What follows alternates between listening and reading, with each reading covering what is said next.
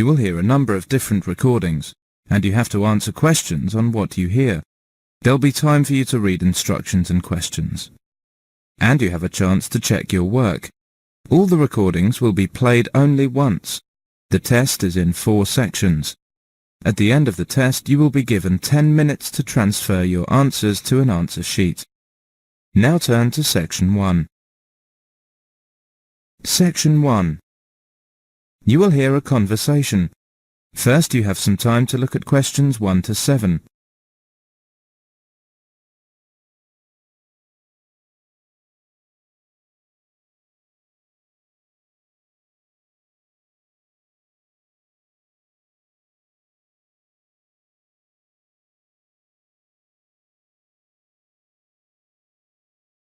Now listen carefully and answer questions 1 to 7. Hi, Barbara. What will you do this weekend? Well, I'd like to do some shopping, but I have no idea where to go. I've only been here a few days. I was told London is an expensive place to live. Yes, but that's not completely true. London can be an expensive place to live, but if you shop in the right places, you can live relatively cheaply. Is that true? Could you tell me something about the shops? All right. You know, food tends to be the cheapest in big supermarkets, like Sainsbury's and Tesco's. Most of them have quite a good variety of food and household items. You can buy your fruit and vegetables on the street. You will find these street markets in almost every part of London. You can also buy clothes, shoes and household items in these markets for a real bargain. Have you got a market list provided by the Student Union? Yes, here you are. This might give you some ideas. Let me see. East Street SE17. This market sells cheap food, clothes and hardware. It's open from 8 a.m. to 5 p.m. Yes, but how can I get there? You can take the underground. We call it Tube. You see, there is a tube station on the list. Let me see. Yes, it's Castle Station. Right. You can get off at the castle. Good. Look at Leather Lane WC1. Yes, that's a good central London market for clothes, food and hardware. It's open at lunchtimes from Monday to Friday. It's near Chancery Lane Station. Well, what about the one in Petticoat Lane? Petticoat Lane E1. It sells clothes, shoes and household goods. It opens only on Sunday mornings from 9 a.m. to 12 at noon. Yes, we can get off at Aldgate Station. What about the one in Walthamstow E17? That's a big market for clothes and food. It's open from 9 a.m. to 4 p.m. on Mondays to Saturdays, except Wednesdays and Sundays. Let me see. Yes, we can get there on the Central Line. What about Brixton? That's Brixton SW9. It's an indoor and outdoor market with a lively atmosphere. It sells vegetables from all over the world. It opens from 9 a.m. to 6 p.m. on Mondays to Sundays and half day on Wednesdays. Oh, it's close to Brixton Station. Very near my place. Great. It's very convenient. Tell me more details about Camden Lock. Yes, there are several markets on Camden High Street and plenty of shops. They sell fashion clothes, jewellery, recorders and pottery. The most famous one is Camden High Street NW1. It's good for buying presents. Very close to Chalk Farm and Camden Town Station. I see. It says it opens on Sundays only from 8 a.m. to 5 p.m. Well, I think these markets might help to keep my costs down. Well, if you need to buy new electrical goods or large household items, you can wait until the January sales when all shops sell goods at discounted prices. Thank you so much for your help, Tom. Should we go to Brixton together this weekend? I'd love to. Oh, I'm afraid I've got to go to a lecture. I'll ring you tonight. Before you hear the rest of the conversation, you have some time to look at questions 8 to 10.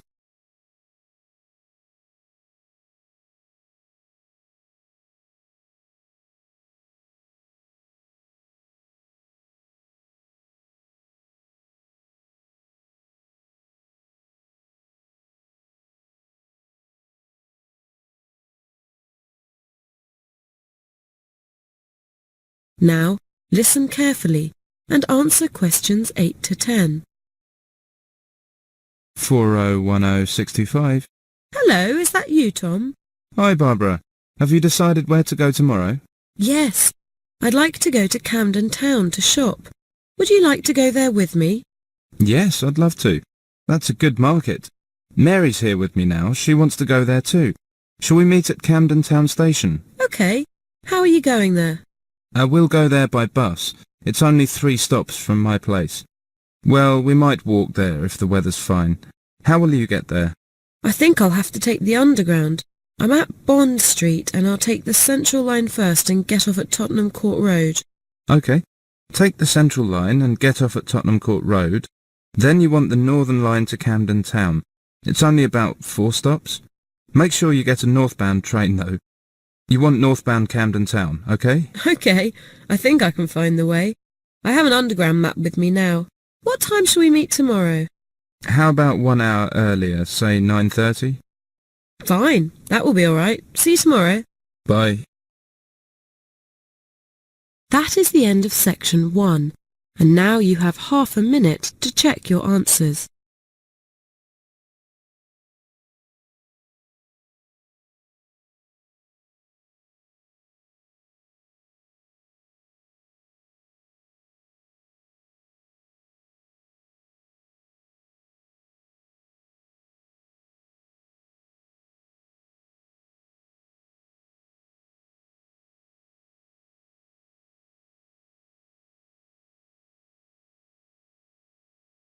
Now turn to section 2.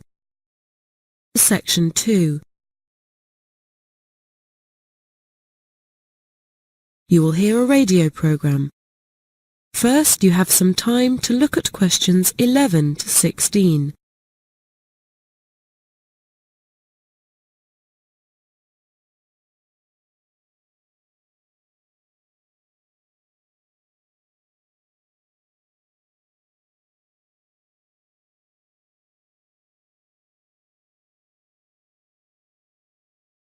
Now listen carefully and answer questions 11 to 16. Welcome, and indeed welcome every Friday afternoon at 2:15 to Postbag, your chance as listeners to let us know what you think about our programme and current issues. This week our Postbag has been virtually overflowing. Not that we're complaining, mind you. Many of you, in fact a staggering 4,373 of you to be precise, have completed Radio South's listener phone-in survey. Some general points. 83% of you think that the radio station has improved over the past year, and only 7% that it has got worse. Most of you think that the radio station provides an excellent service. That's a big thumbs up for Radio South. Some more statistics. A rather disappointing 64% of you did not like the start of the new international radio soap that began on Wednesday evenings last month. Many of you said that it was too vulgar and puerile, with no plot, no excitement, and only 17% said that they liked it. We passed on your messages to the producer, and he said that he had received a number of letters and countless phone calls, saying how innovative and modern the plot was. In fact, the figures for those listening had more than doubled for the second programme. We'll have to wait and see how this one develops. And for 87% of you, the new starting time of 5 a.m. for the wake-up show went down really well. Only a small disapproval rating for this one. In fact, only 3%. Many of you said the earlier time is a real hit. Unfortunately, the wine show has not gone down well at all. It's had a 15% approval rating and 25% who did not like it, and 60% who didn't know. Sadly, the main comment was that the programme is downright boring. Maybe wine is going out of fashion. The full survey will be published next month, and it is free on request. And now to our weekly letters slot. Before you hear the rest of the programme, you have some time to look at questions 17 to 20.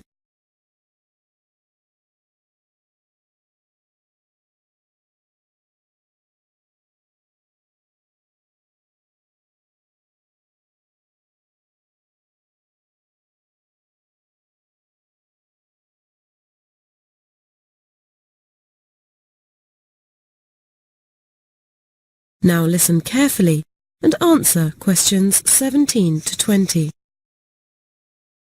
Sharon from Tasmania has written in to say that she has tried to get through on the telephone to our new message line to leave a message on the voice box, but she finds it too complicated. She says, and I quote, "Every time I press a number after the main menu, the line won't accept my message. It is so frustrating. Maybe your voice box should come with a health warning." Well, I can't tell you that you're not the first person to have complained about this. In fact, we had 67 letters this past week alone, and complaints have been going up at the rate of 10% a week recently, and we're now looking into the problem. On a more cheerful note, Mary from Sydney, Australia, wrote in to say how refreshing and cheerful she found our station was. She says the music and the morning wake-up show she finds really invigorating. We've had lots of similar letters from all around Southeast Asia saying the same thing. From Terry in Auckland, New Zealand, Yuko in Japan and Ahmed in Indonesia. Robin in Australia says it's really an excellent new contribution to the radio scene in the area and encourages us to keep going. Thank you, Robin, for your support. Pangaporn from Thailand wants to know if there are any plans to repeat the English language program, English Worldwide, on Sunday morning at 9 a.m, or whether we're going to expand the program. We've had so many letters over the past weeks. The number of people tuning in has grown tenfold. There are no plans at the moment to increase the 2-hour slot on Friday morning, but if numbers keep increasing at the rate they are, we may have to. Many of you have asked when we are becoming a 24-hour service. The answer is as soon as we can. We now broadcast 19 hours a day and hope to be on air 24 hours a day within the next 6 months. And now it's over to Marco, who's going to look at the latest cinema and video releases. That is the end of section 2. You now have half a minute to check your answers.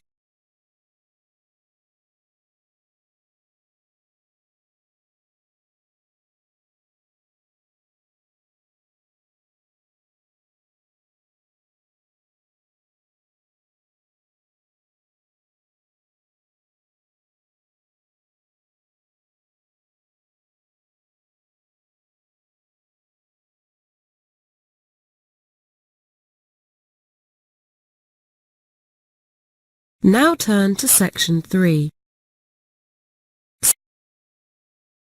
Section 3. You will hear a conversation between a college tutor and a student about writing a book review. First, you have some time to look at questions 21 to 30.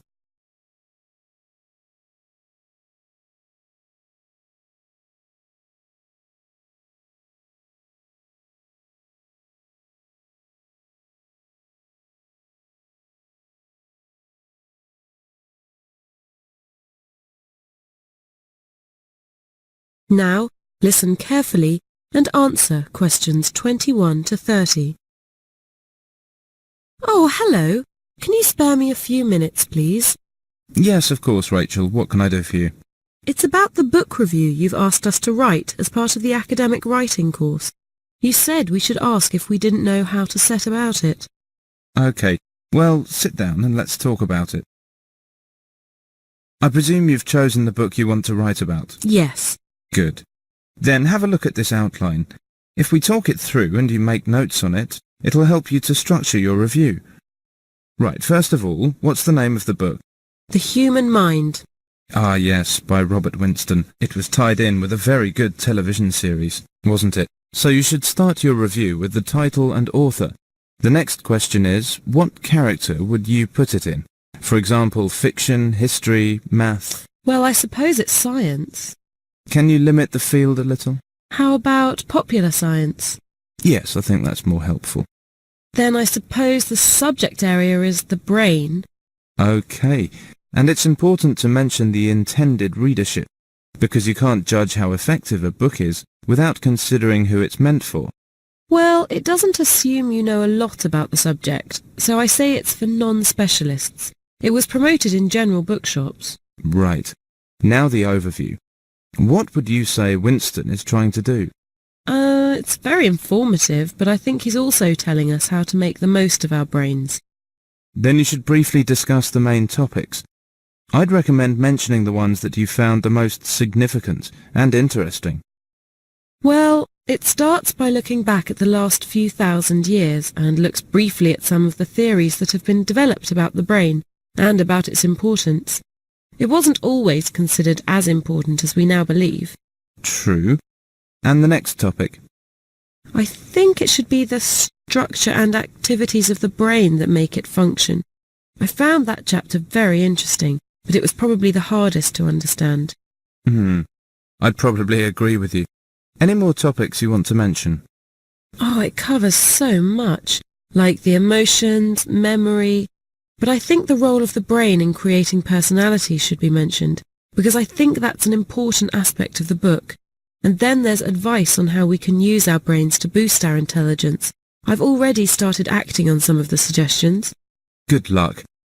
Now let's look at the next section of your review, where you should analyse and evaluate the book. This is the main section where you give your own opinions. This first point is really a question of whether we should take the writer seriously. A musician may be qualified to write about music, but it is not necessary to write about the brain, for instance. Winston is a professor at the University of London, and he's done a lot of research in various medical fields, so he's very well qualified to write about this subject. What would you say are the strengths of the book? It's a complex subject, but he makes it as accessible as it can be for the general reader.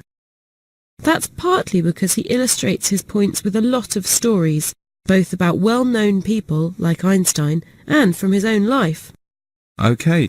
Are there any other strengths you want to add? I was glad he included a word list to explain the meanings of medical terms, and I didn't find any weaknesses. Right. Then that brings us to the conclusion. How would you sum up your overall response to the book? Well, I found it fascinating. I think Winston is quite ambitious in the goal he's set himself, but he's succeeded in reaching it. Well, there you are. You've got the skeleton of your review. Keep that in front of you while you're reading it up, and it should be fine. Thank you very much. You're welcome. That is the end of section 3. You now have half a minute to check your answers.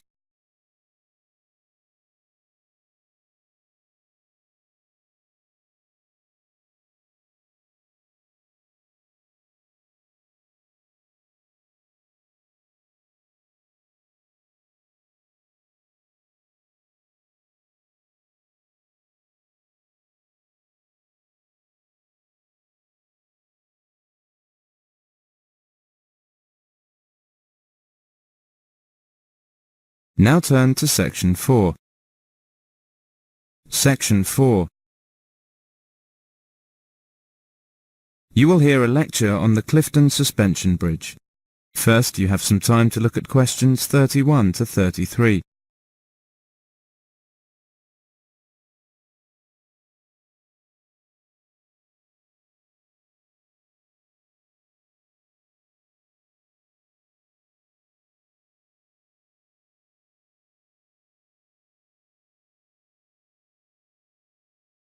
Now listen carefully and answer questions 31 to 33. This is the first of a series of lectures on historic engineering structures. Today we're looking at the Clifton Suspension Bridge in Bristol, which we hope to visit later this term, and I'd like to begin with a brief word about the bridge's history and about bridge building in general. Now, people have been building bridges since prehistoric times. Over the centuries, bridge design has evolved, using a variety of engineering techniques, but the objective has always been the same: to get to the other side. One of the most basic types of bridge is the arch, and there's evidence from the Middle East that people knew how to construct arches using stone or brick as early as 3200 BC. The stone arch had the advantage of being quite simple to build, and it remained the main type of bridge design from Roman times until the early 1700s. Another type of bridge with a long history is the suspension bridge, where the road is suspended from cables hanging between towers. The first suspension bridges were simple affairs made of rope and wood, and the earliest recorded examples were constructed around AD 550 in China. But rope has limited strength, and it only became possible to build longer bridges when iron became available. The first major iron suspension bridge in Europe, completed in 1826, was the Menai Strait Bridge in Wales. Before you hear the rest of the lecture, you have some time to look at questions 34 to 37.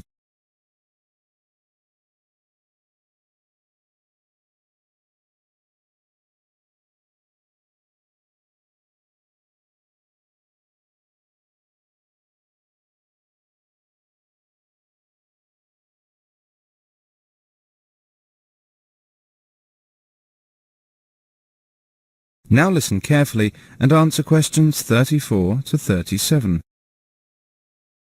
The story of the Clifton Suspension Bridge in Bristol began just 3 years later, in 1829.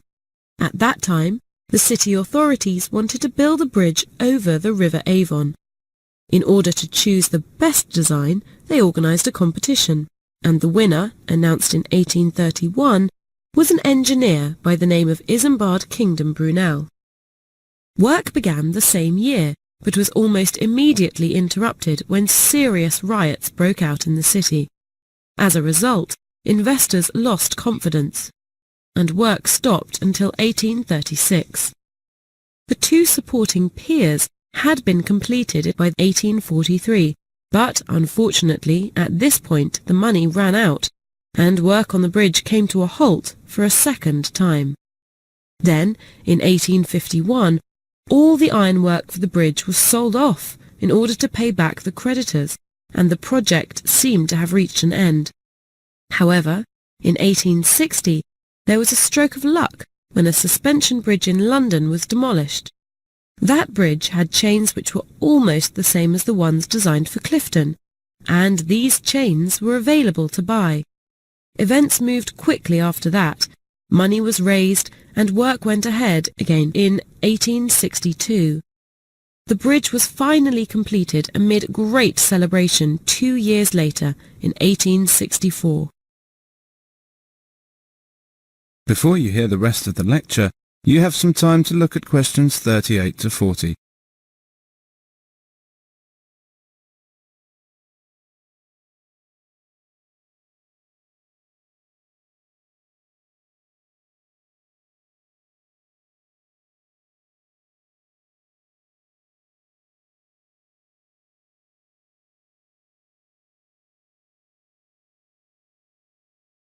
Now listen carefully and answer questions 38 to 40. We'll be examining some of the design features in more detail in the second half of this talk, but just as a footnote to this section, it's worth looking ahead to the future and a couple of proposals for super bridges linking not only riverbanks or even countries, but continents. One of these is for a bridge between Alaska and Siberia, which would be 6 lanes wide and 80 kilometers long. The water of the Bering Sea beneath is only about 50 meters deep, but the biggest challenge is the extreme cold of the location. This would restrict construction to 5 months a year and also close the road during winter. There's a different obstacle facing a second proposal, a bridge linking Europe and Africa across the Straits of Gibraltar, and that's the depth of water. Although it's only 28 kilometers across, the water is as deep as 1,500 meters in places. In such deep water, a bridge may not be able to support its own weight, so engineers are considering using bridge structures which have never been attempted before. A third seaway that engineers hope to cross in the near future is the Straits of Messina, between the island of Sicily and mainland Italy.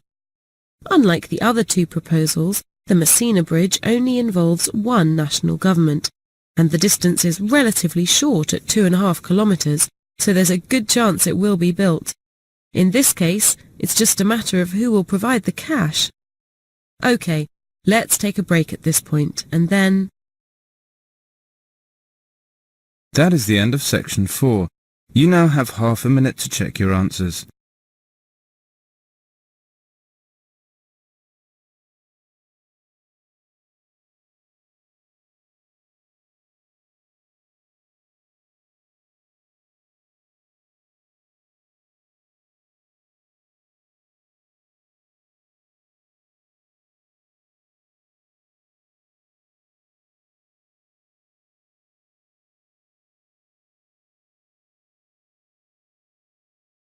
That is the end of listening test, the IELTS test. You now have 10 minutes to transfer your answers to the listening answer sheet.